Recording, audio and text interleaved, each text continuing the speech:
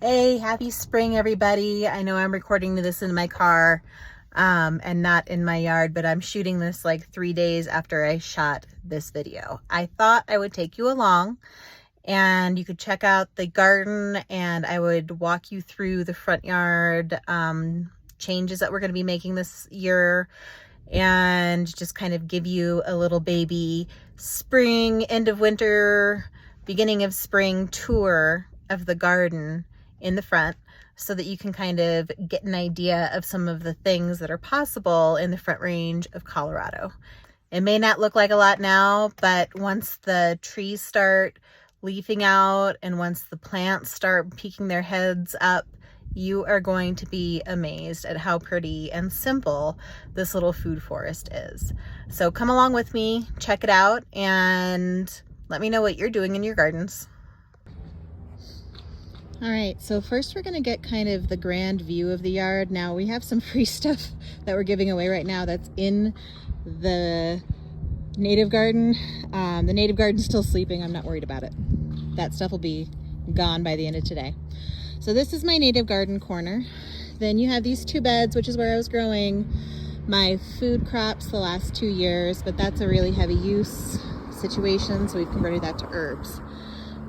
Up here we'll get closer, but it's just a wasteland right now, which was going to be converted into raised beds. You have trees over here and then more native and flower gardens. So let's get closer. All right, so for the next few years at least, these 2 beds are going to be primary herb beds. The cool thing about a lot of the herbs I grow is they can grow in more depleted soil, and they'll regenerate the soil too, which is a bonus. So in this bed right now, these are saffron crocuses. They didn't bloom in the fall, so I'm hoping to get a good bloom this fall. They're just living their best life though. They're doing really well. I don't water over the winter or anything. We've got a bunch of garlic planted out in both beds. And then these guys that are popping up here are, let's see here. Those are Egyptian walking onions. So they come up, they flower. At the tip of the flower, there's like an onion seed.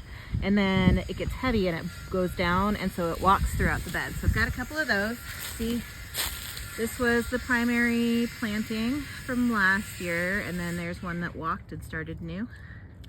I also planted some lavender in here last year, just as a space holder.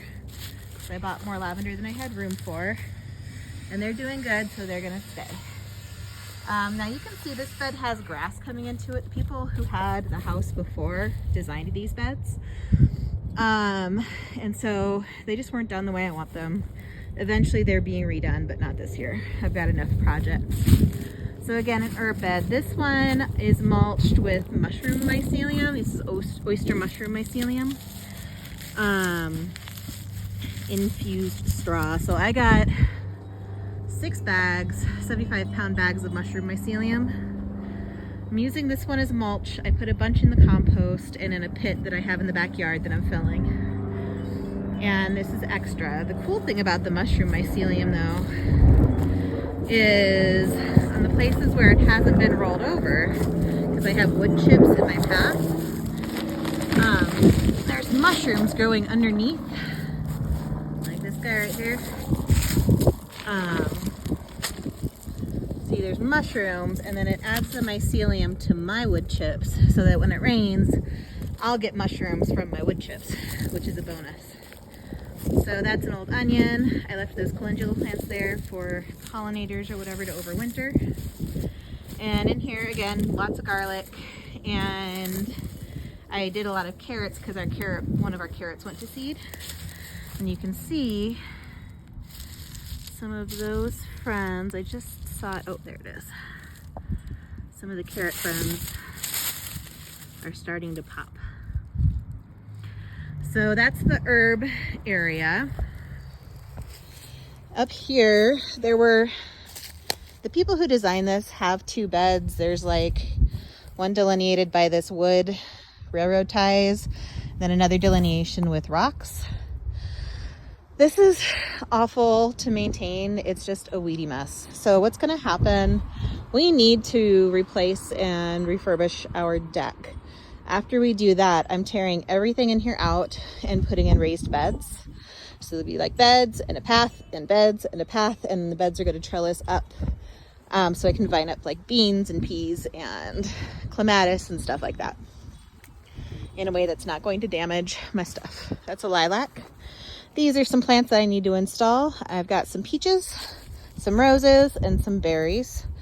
Tractor Supply is cheap and abundant with these things, and I appreciate that. Coming around the front, I have some yellow raspberries in here and some hollyhock and some strawberries, so we'll see how those come back. I kind of cleaned out this whole understory last year, but you can see there's grass popping up over here, so I'll have to do that again. Another lilac. And then this is the front of the house. So this is like scorching hot because it's a brick house and this is south. So my son just blasts this all year. This rose is really happy. Everything else I've planted in here has just been kind of shit. There's oregano that does okay. I have some sage, but they're at the front of the beds. Nothing's doing very well toward the back. So I'm going to plant in more roses. I have one there, and then I'm going to do one here and one here. And then there's lilies and stuff in here too, and bulbs that'll pop up. It's my variegated sage. All right, next is my shady place. So I've got a bunch of locust trees along my west side. And in the shade, I have hellebore, which you can see is starting to pop right there. Little baby leaf. Where'd it go? Hold on. I see it. I can't see it on my phone though. Ah, there it is. Ooh, baby leaf. That's a baby hellebore. Planted all around here and they're really happy. I planted a bunch of raspberries and strawberries in here and they do pretty well. My kids decided to plant tulips throughout the yard, so there's just tulips popping out everywhere. Sorry about my dogs, they saw another dog. Anyway, sorry about the dogs. More raspberries and there's strawberries in there. And over here I have angelica, and I'm going to plant some more strawberries and raspberries in here. Because this, again, that's south, so this gets a lot of sun. So I'm going to plant some more berries in here. They'll be happy. This is a native bed. We had a dead spruce here, and I pulled out all of there was like landscaping fabric in here. So I pulled that all out last year. Got a lot of yucca that came with the house. This is Artemisia, and you can see it's starting to green up. And I've got some more Artemisia over here that's been popping and living its best life this winter. And I have lags, and I leave the leaves and stuff for the critters. We've got a lot of gardener snakes and a lot of beneficial insects that like to sleep in those things, so I just leave it. This front bed I'm rehabbing, so it's still kind of messy, but I've had a ton of sunflowers in here last year. There's a bunch of perennial parsley popping up and spreading voraciously throughout the area. I have a bunch of native wildflowers sown in here. I've got lavender in here. We've got that California poppy. That's native flax. And you got your more parsley. And we planted our extra garlic in here too. I also have some roses I rescued from people last year that I've established in this bed. So that's all the free stuff we're giving away to the neighbors. This is another native bed, and plants are starting to pop out here too. That right there is actually I don't remember what it is. Anyway, I've got some good stuff, good natives in here. And some roses, but they're native roses, yarrow. We've got a ton of penstemon. We've got a ton of bee balm. And all of this garbage. Colorado's really windy, so it just blows into the yard and we pick it up once a week. So that's the perimeter of the backyard. Now let's talk about the permaculture food forest area and some changes I'm going to be making. Okay, so in the yard, this is a permaculture food forest area.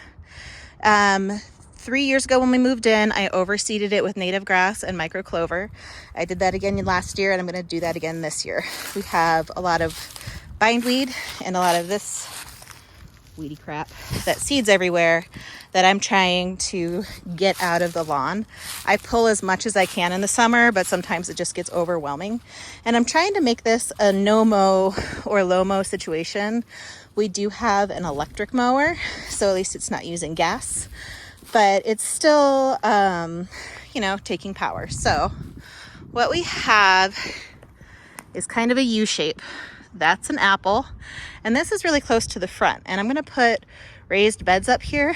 So my apple, and then I have asparagus in that bed, and I have rhubarb in that bed. That's all going to have to move, and that's going to move over here. So I have a cherry tree in that bed right there that's going to move next to this other cherry tree right here, and then I'm going to move my other apple here. So then this whole front area could be one, or not one, it's going to be 1, 2, 3, 4 raised beds, all for food production. And it's going to have arches in between the raised beds that I can trellis beans and peas and clematis and any other vining foods I want. Hoping to get a hardy kiwi that'll actually be hardy here too. So apple's got to move, cherry's got to move. This is a peach tree that I planted last year, and it's growing from the bottom part where it was grafted, but not from the top. So this guy's being pulled out and it's moving into the backyard until it gets big enough for me to regraft it. I have those 2 peach trees there. So one peach tree is going to go in this hole, and one peach tree is going to go, this is kind of a hill. And so I haven't had great luck with the hill. So I think the other peach tree is going to actually be over here. In this hole, it'll partially shade the bed, but only for like a very tiny bit of the day, and it's toward the end of the day, so I'm not super worried about it. So raised beds up here, fruit trees, a couple of them are moving. Otherwise, all of my apple trees, that's an apple, that's an apple, that's an apple. They all have asparagus and strawberries as their guild around them, and then at the base most of them have currants.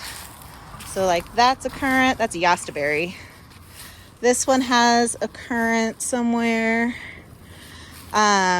blackberry, currant, elderberry, elderberry, elderberry, currant. And then there's a U here that you can't really see with the trees. That's all planted with asparagus and strawberries too.